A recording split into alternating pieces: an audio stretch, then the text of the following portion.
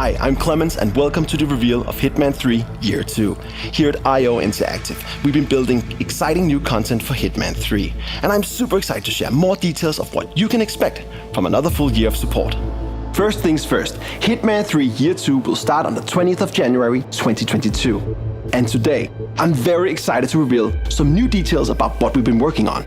We've lined up some new reveals and details of 2 upcoming game modes and insights from our developers. So, let's jump straight into the reveal of something completely new. This is Elusive Target Arcade. We are always thinking of new ways to challenge our players and give them fresh experiences within the world of assassination. Elusive Targets have always been about recreating an experience that is both tense and impactful. You get one chance to take down your target, there are no second chances, and failure is permanent. The Elusive Target Arcade is our way to take this concept to the next level. The formula has been the same for a while now, and we are ready to mix things up. But without sacrificing what made the Elusive Target so exciting in the first place. In this new mode, you'll take on the ultimate Elusive Target challenge and earn rewards as you go. This isn't just about taking down one target anymore. The Elusive Target Arcade tasks you with taking down several targets, one after the other, without failing and with new objectives and complications thrown into the mix. If you can complete the trial, you'll earn exclusive rewards that can be used in the rest of the game. And crucially, these trials will be permanent. Once they are added to the game, they'll be available and waiting for you whenever you are ready to play them. But if you fail a trial, you'll have to wait for the next day to give it another go. Through Year 2, we'll be updating the Elusive Target Arcade with more trials for you to take on and enjoy. We cannot wait to have you play the Elusive Target Arcade and let us know what you think. Elusive Target Arcade will be available for all Hitman 3 owners starting on January 20. We've been talking about changing the Elusive Target formula for a little while now, and we're excited to share the first details of how you can enjoy Elusive Targets in a new way. Now for something else that's coming to the game on January 20. And this is specific for PC players.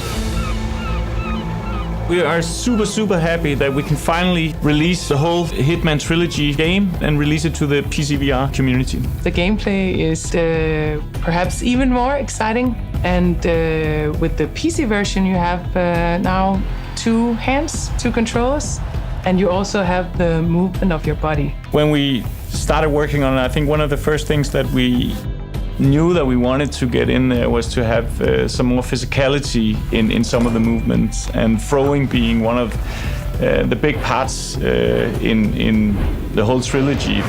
Even in the flat game, we really wanted to nail that. So we added the same base system where you aim. Right now you aim with your left hand, so you target with your left hand, and then you fling and release with your right. And it sort of just worked out of the box. At least, I mean, I think we have some footage of Klaus trying it for the very first time. And it just instantly clicked. Yeah, it just worked. Yeah. And then it started having we found out it had some extra stuff that suddenly you could fling from, like an underhand throw of a side throw. So you started being all ninja-like if you wanted to do, or like a juggler almost, right? And we have a lot of different items in the game, like shurikens. Like you can really roleplay this like Ninja Fantasy, for instance, if that's your jam. Yeah, we also put in, stuff like the left hand attaching to the right when you're holding a weapon. What else? The close combat with both hands now feels extremely satisfying, because you naturally go into this, I don't know, boxer stance or karate, that's your vibe, right? So this level of freedom. Running through a level, slapping everybody on the way, like turning around, throwing something, then picking up a gun, shooting. Like it turns into a kind of a ballet sometimes almost, and you can really express your inner, like what kind of version of 47 you are today. Yeah, and I would say that especially in combat, these more action-packed areas have really gotten a notch up, simply because you're not controlling an animation or a character anymore. It's you doing the movements, and that really makes you feel when you do it right, it makes you feel extremely badass, which is super extremely super elegant. Cool. Elegant as well. Yes. And sometimes you feel like an idiot. But that's what you do in Hitman, right? Yeah. Yes, so we're super excited for everybody to be able to play it. It's happening right around the corner, and we can't wait to hear everybody's feedback and reactions and see what people figure out, what crazy ways they're gonna play the game. And PC VR is very much what? I don't know.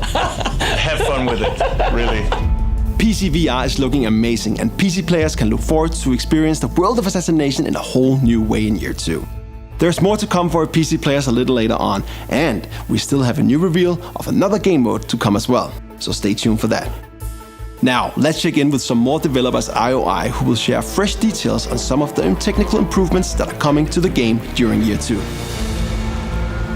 We're constantly working on our Glacier technology. It's powering our existing games and all our future games as well. And we want to use the year 2 of Hitman 3 as a chance to bring some of these improvements to our players early on. Some of those improvements, ray tracing.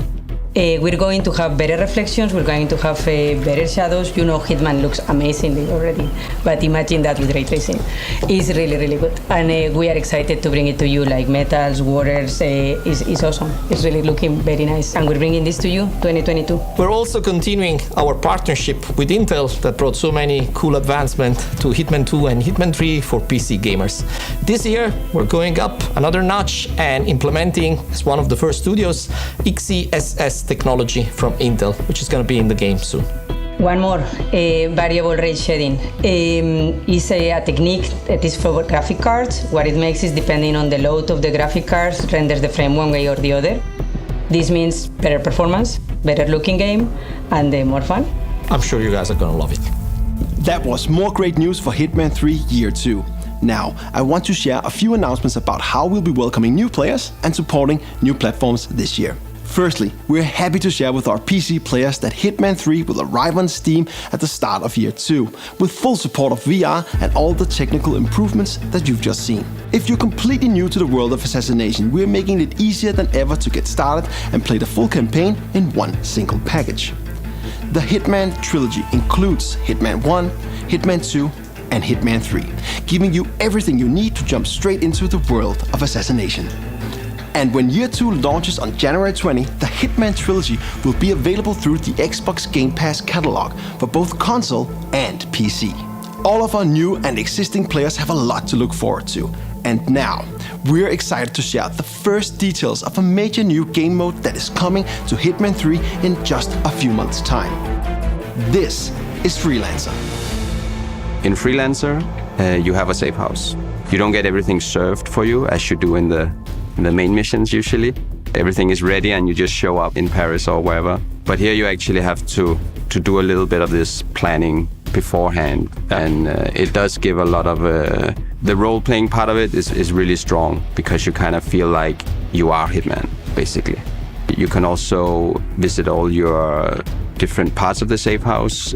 These are customizable, so you can, over time, kind of configure how you think your Hitman should live. As 47, you are taking on some cool freelance contracts. You have to find some criminal enterprises that are destroying the world slowly, and you have to choose which one you really hate and go against them. So really a campaign is a set of missions that spans across the World of Assassination. So as a player, you should imagine going on a longer kind of campaign where you go to different missions and you choose the order you want to approach them in. So there's a lot of strategical considerations as well. So this gives a very varied experience whenever you play new campaigns. Yes, it combines the territories and the locations in new ways. When you're on a campaign, you are going up against various types of crime, basically. First off, you have to try and corner the leader. You do that by going to different locations where you take down some of the more ordinary members. And these are sort of bread and butter missions, but it all leads towards you cornering the leader. And the last territory will basically be where the leader is. So you also have some choice there that you can sort of pick where you want to face the leader. When you get to the final mission, you don't know exactly who the leader is. You have some intel that will help you, but you still have to unravel who the actual leader is. So this feels very random when you play over and over again, that you can't really learn the missions. You have to think every time. On these final missions, the leaders will also have additional help from their organization. There's some NPCs that are hidden but are very deadly, so you have to look out for those. There's also other NPCs that will basically spook the leader and alert the leader, so he or she will escape. So there's an added layer of difficulty. Every success in Freelancer basically comes down to your own skill and wits and creativity. Freelancer is very inspired by roguelike games. So we are adding way more consequence to what happens when you're on a mission than we normally do in the normal Hitman games and other game modes. During the missions, there will be suppliers that you can purchase gear from. So that's a new thing, and this is the way you actually build your arsenal in Freelancer. This gear is not persistent, so it means that if you bring it on a mission and actually die or drop it, then it's gone. So then you have to purchase it again, basically. So there's another layer of tension here, that you can't just get a lot of stuff for free. You actually have to build your arsenal and maintain it. Consumables will of course be gone when you use them, so you have to stock up on that. There's no backup plan. It's the sweaty palms we're going for. When you are in your safe house, then you have all the time in the world to plan, and you can figure out what to do. But when you have taken that plane and you are on location, then you better make it count. Freelancer is looking incredible and is currently in the final stages of development. It's currently scheduled for release in spring 2022, and we can't wait. We're nearing the end of the show, so let's recap. Today we introduced Elusive Target Arcade, a game mode that takes Elusive Targets to a new level. We're bringing Hitman VR to PC, and Hitman 3 will be arriving on Steam. Ray tracing is coming to PC, and the entire World of Assassination Trilogy will be included in Xbox Game Pass 2.